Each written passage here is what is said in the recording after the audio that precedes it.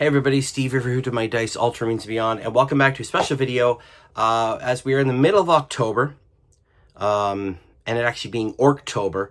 I thought I would take some time to look at three very important models.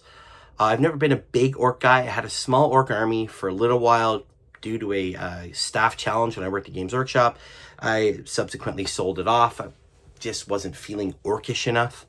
But I do have three important models that I want to show off in my way of celebrating Orktober.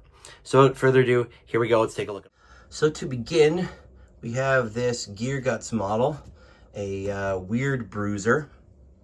This one is especially because it was a gift from Multiple Other Hobbies, an unexpected Christmas gift I got one year. It's actually probably one of my favorite models. The detail on is great. The character on this model, from his face, his beady little eyes, his tongue out, all the little fetishes, locks on him. You can see there's some beaten in orc stuff, chains, just really cool. These nodules all over him. Very, very cool model. Lots of great detail. And he, as I said, will be the antagonist in my Halloween episode. I just think it's a great model, and it's huge. It looks like the way you should picture an orc, this big slab of meat. And this one's crazy. He's got psychic powers, just phenomenal. Really big fan of this model, and I think he turned out really, really well. It gave me a chance to play with green again, which I don't get to do very often. But yeah, very, very cool model, and number one on the list of my favorites here. All right, and here we have War Boss Skull Smasher. Now, if you've been around for a bit on the channel, you know that this guy was the war boss that fought through and defeated all comers during my mini battle reports I did. This is actually cool. It's an old fantasy orc that came out many years ago. I got it when I worked at Games Workshop. It actually came with a little grot and he could have a big shield, a big sword. I decided to 40Kify him, and I built this weapon of sorts and put it on his back, and that's what he became. He just became this really cool war boss. I was able to beat up pretty much everything that came at him.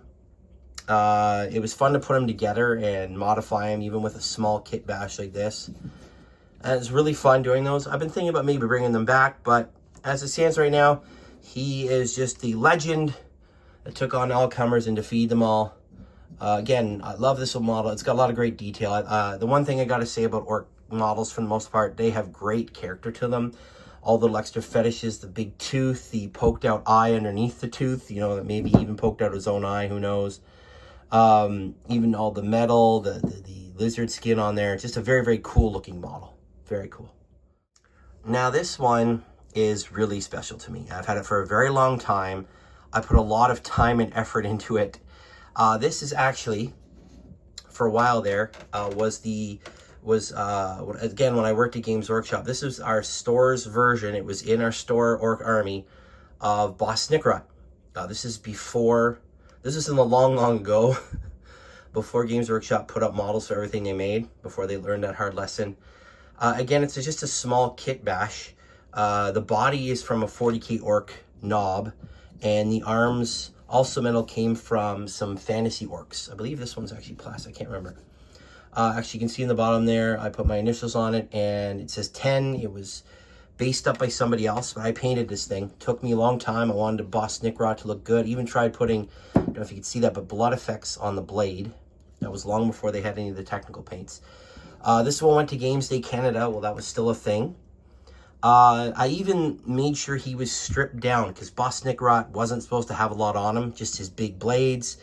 I thought this model worked well. It had all the orky stuff that you could want, right? It has a 40K, all pouches, some extra bullets, the teeth fetishes, and of course 2 big blades to kind of make him feel, you know, like a silent killer that's stalking his prey, as Snickrot is wont to do.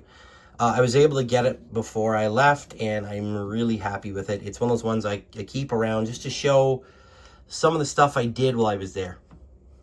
But yeah, another very good model. Again, lots of character, like the faces, the teeth, everything.